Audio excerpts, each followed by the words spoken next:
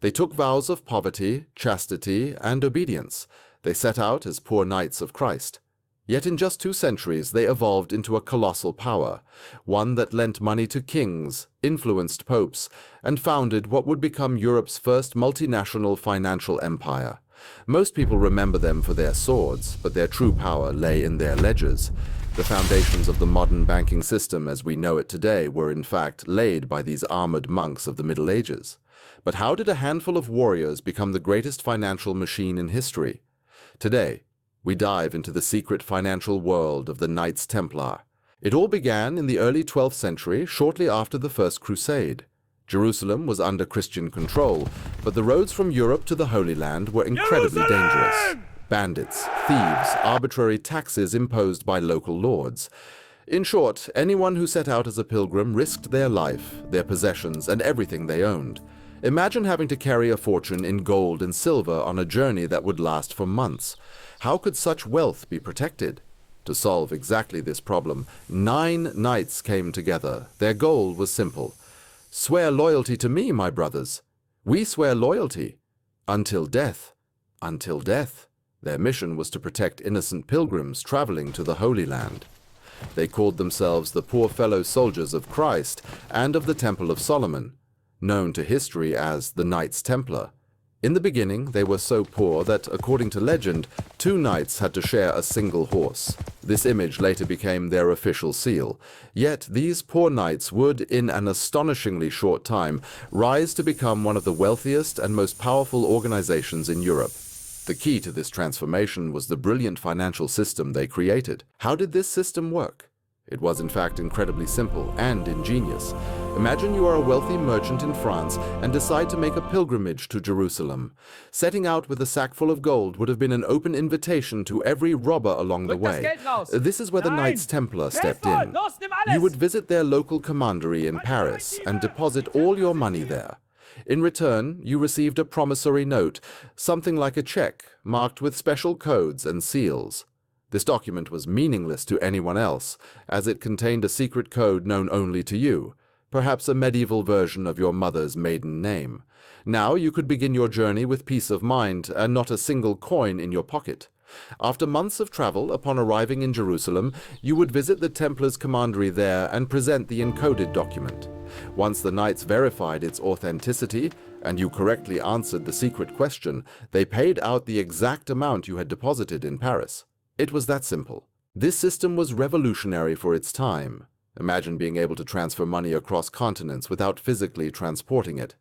This was not only a tremendous relief for pilgrims, but also for merchants, kings, and even the Pope himself. The Knights Templar built a vast network of commanderies stretching from London to Paris and Rome, all the way to Jerusalem. This network differed little from today's international bank branches. Each location remained in constant contact with the others, and through these letters of credit, the Templars managed an enormous financial empire. For this service, they naturally charged a small fee. Yet this cost was insignificant compared to the risk of being robbed along the way. Knowing their wealth was safe, people flocked to the system. The Templars did not merely transfer money, they also managed assets. A noble setting out on crusade could entrust his entire estate, his castles, and his lands to the Templars. If he were to die on campaign, they ensured that his property was distributed to his heirs according to his will. In this way, they also acted as notaries and executors. Through this ingenious system, the Templars accumulated immense wealth. Donations, income from conquered territories, and profits from their banking operations soon made the order overwhelmingly powerful. They reached a level of strength that allowed them to lend money to kings and finance wars. For example, the father of the French king Philip IV transferred the royal treasury to the Templars' headquarters in Paris, believing it to be safer there. The Templars did not merely safeguard money, they also issued loans. Yet here they faced a delicate challenge. The Church strictly prohibited interest, known as usury. How did the Templars circumvent this ban? They devised remarkably clever methods.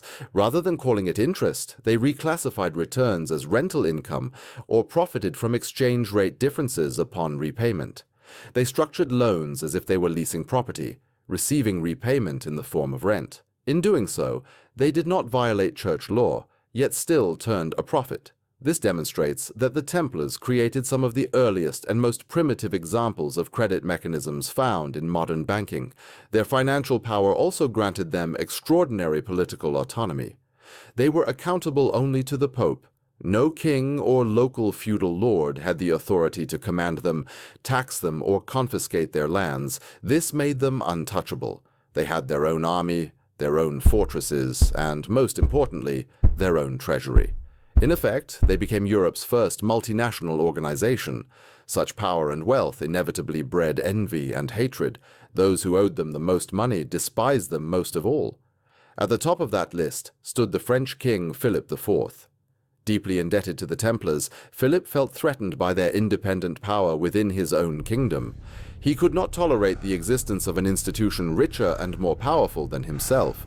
His eyes were fixed on the Templars' treasure, and he began searching for a way to rid himself of his debts. And then came the infamous day, Friday, October 13th, 1307, a date that would go down in history as a day of doom. On that day, by order of King Philip IV of France, all Templar knights in France were arrested simultaneously. The accusations were shocking: blasphemy, spitting on the cross, homosexuality, and devil worship. In short, they were accused of everything that was enough at the time to utterly destroy a person's reputation and life. The goal was clear: to declare the order illegal and confiscate all of its wealth. Under months of brutal torture, many knights were forced to confess to these crimes. Of course, these confessions were worthless, but they were sufficient to manipulate public opinion in King Philip's favor. Under immense pressure from the king, the Pope officially dissolved the Templar Order in 1312. The last Grand Master, Jacques de Molay, along with other leaders of the order, was burned alive in Paris on an island opposite Notre Dame Cathedral. According to legend, as the flames consumed him, de Molay cursed both King Philip and Pope Clement V, calling upon them to answer before God within 1 year. Remarkably, both the Pope and the king died within a year. That, however, belongs to the realm of legend. But what happened to the legendary treasure of the Templars? This remains one of the greatest mysteries in history. When King Philip seized the order, he discovered that the Templar treasury was almost completely empty. Their immense wealth had seemingly vanished overnight. Did the knights receive advance warning and smuggle the treasure away? Was it transported to Switzerland, laying the foundation for modern Swiss banking? Or was it loaded onto ships and sent to the Americas? There are countless theories, but no proof. One thing, however, is certain. Although the Templars were physically destroyed, their system survived them. Their innovations, checks, international money transfers, credit mechanisms, and trust-based banking were adopted and refined by bankers in the Italian city-states. Powerful families such as the Medici of Florence continued where the Templars left off, solidifying the foundations of the modern banking system. So when we withdraw money from an ATM, transfer funds via online banking, or pay with a credit card, we are using a system that traces its origins back over 900 years, to warrior monks who created it to protect pilgrims in the Holy Land. Yes, my friends, as you can see, the Templar Knights were not only sword-wielding warriors, but visionary financiers far ahead of their time. Perhaps their greatest legacy is not the Holy Grail or secret knowledge, but something far more tangible: the credit card in our pocket and the banking system we use every day.